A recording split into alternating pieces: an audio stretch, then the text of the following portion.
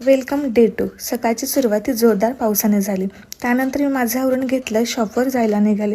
शॉपवर पोचले, शॉपवरची कामं पटापट आवरून घेतली. त्यानंतर देवपूजा केली, देवांचा आशीर्वाद घेतला. कालचं काही पार्सल्स पेंडिंग होते जे पोस्ट ऑफिसने पाठवायचे ते पाठवले. त्यानंतर आम्ही निघालो भवानी मातेच्या दर्शनासाठी. भवानी मातेसाठी खणा नारळाची ओटी घेतली. मस्त सुंदर दर्शन झालं, काहीच गर्दी नव्हती. तुम्हाला हे पुण्यातलं मंदिर माहिती आहे का? कमेंट करून नक्की सांगा. त्यानंतर आम्ही निघालो कारखान्यात जायला. कारखान्यात गेलो. कारखान्यात जाऊन बघतो तर काय, हा एवढा सगळा पसारा असा पडला होता. ते सगळं आवरावर करून ठेवली. तिथून आम्ही आलो दुकानात. दुकानात कस्टमर चालू होते. कस्टमर अटेंड केलं. त्यांना काही ब्लाऊज स्टिचिंगला द्यायचे होते, ते मेजरमेंट्स घेतले.